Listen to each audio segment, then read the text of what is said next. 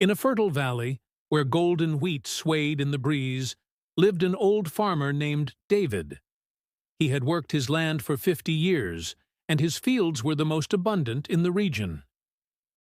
Growing old, decision to make. He had 3 sons, Simon. All 3 were strong, but each very different in character. David knew he would live forever. The time had come to each son the farm, and he had spent his entire life cultivating. One evening, David gathered around the wooden table.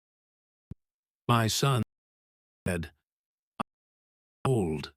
Soon, this farm, master. But who among you is most worthy? I will give you a test." He reached into his leather pouch and pulled out 3 identical of gold coins before each son. Each bag, 50 gold coins. "Take this money into the return in and show me what you have done. Whoever proves honest, wise, and worthy inherit everything I have built." 3 sons looked at each other. Each he would win. A year passed. Marcus was ambitious and clever. He took his 50 coins and traveled to the city, where he invested in merchant's business. Through shrewd deals and calculated risks, he turned his 50 coins into 500.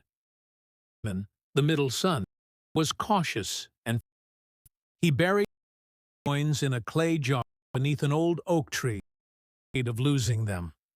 For 1 year, the coins sat untouched. Benjamin was kind-hearted but simple.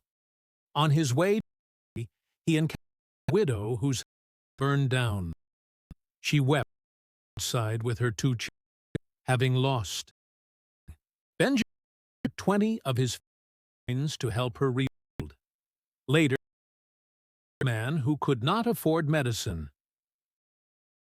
More coins. By the time he reached the city, he had 30 coins left. He used them to start a vegetable stall, selling produce honestly and fairly. By the end of the year, through hard work and integrity, he had earned back 40 coins. When the year ended, all 3 brothers returned to the farm. David was waiting, seated in his old chair on the porch. "My sons, welcome home. Tell me what you have done." Marcus stepped forward confidently, placing a heavy sack on the table. "Father, I turned your 50 coins into 500. I invested wisely, made profitable deals, and proved I can make this farm even more prosperous." David nodded thoughtfully but said nothing. Next came Simon, nervous and hesitant. He placed a small cloth bag on the table. "Father, I kept your 50 coins safe. I buried them so they wouldn't be stolen or lost. Here they are, every single one, untouched." David's face remained expressionless. Finally, Benjamin approached.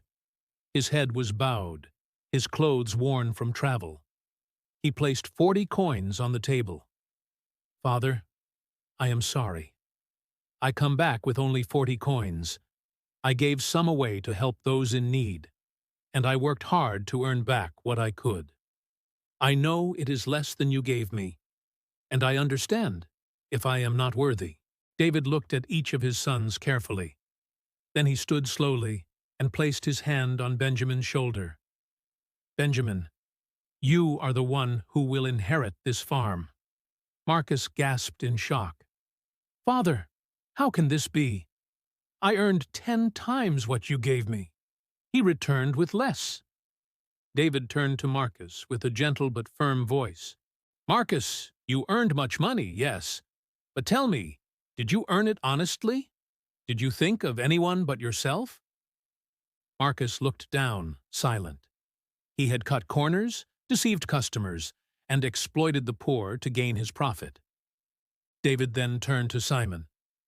"Simon, you kept the coins safe, but you did nothing with them. You buried them out of fear. A farmer who is afraid to plant seeds will never see a harvest. Life requires courage, not cowardice. Finally, David looked at Benjamin with pride. Benjamin gave when others were in need, even though it cost him. He worked honestly, treated people fairly, and earned through integrity. He may have returned with less gold, but he gained something far more valuable: the respect and trust of everyone he met. He gestured to the window. Outside, a crowd had gathered, people Benjamin had helped during his journey. The widow whose house he helped rebuild. The sick man whose life he saved. The customers who trusted his honest trade. This farm, David continued, is not just land and wheat.